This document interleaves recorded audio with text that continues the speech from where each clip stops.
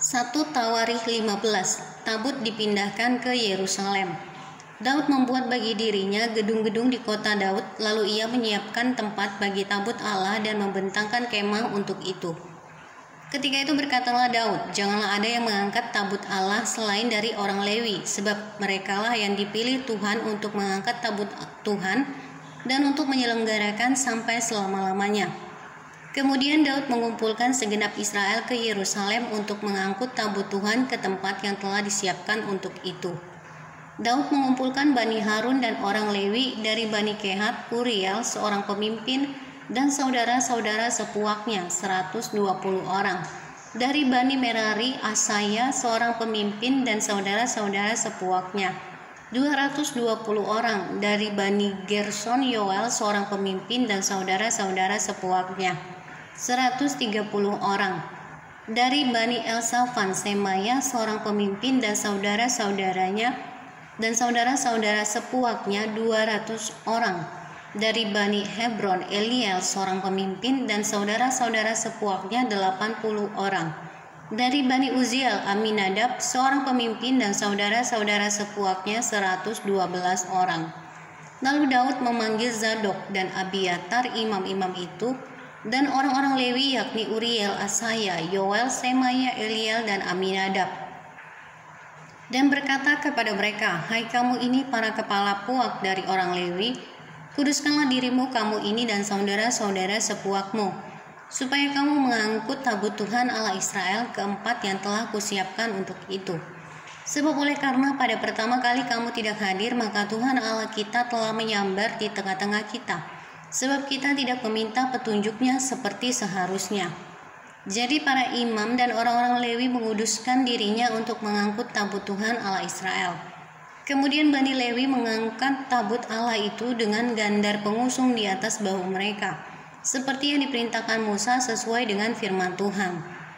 Daud memerintahkan para kepala orang Lewi itu supaya mereka menyuruh berdiri saudara-saudara sepuak mereka, yakni para penyanyi, dengan membawa alat-alat musik seperti gambus, kecapi, dan ceracap, untuk memperdengarkan dengan nyaring lagu-lagu gembira.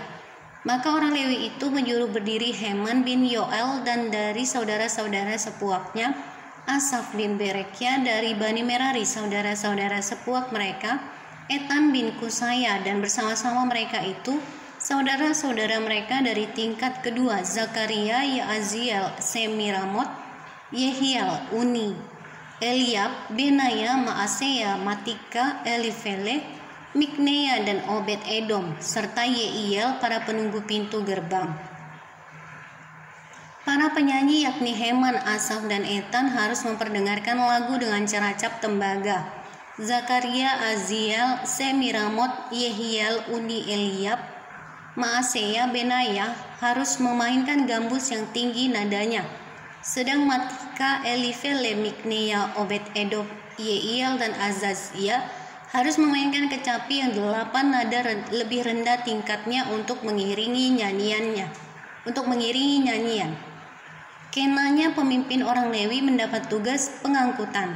Ia mengepalai pengangkutan sebab ia paham dalam hal itu. Berekia dan Elkana adalah penunggu pintu pada tabut, dan sebanya Yosafat, Netaneel, Amasai, Zakaria, Benaya dan Eliezer, yakni imam-imam itu meniup nafiri di hadapan tabut Allah, sedang Obed Edom dan Yehia adalah penunggu pintu pada tabut itu. Maka Daud dan para tua-tua Israel dan para pemimpin pasukan 1000 pergi untuk mengangkut tabut perjanjian Tuhan itu dari rumah Obed Edom dengan sukacita. Dan oleh karena Allah menolong orang Lewi yang mengangkat tabut perjanjian Tuhan itu, maka dipersembahkanlah 7 ekor lembu jantan dan 7 ekor domba jantan. Daud memakai jubah dari kain lenan halus, juga segala orang Lewi yang mengangkat tabut itu dan para penyanyi dan kenanya yang mengepalai pengangkutan dan para penyanyi. Daud juga memakai baju efod dari kain lenan. Seluruh orang Israel mengangkut tabut perjanjian Tuhan itu dengan diiringi sorak dan bunyi sangkakala, nafiri dan ceracap. sambil memperdengarkan permainan gambus dan kecapi. Ketika tabut perjanjian Tuhan itu sampai ke kota Daud, maka Mikhal, anak perempuan Saul, menjenguk dari jendela, lalu melihat Raja Daud melompat-lompat dan menari-nari.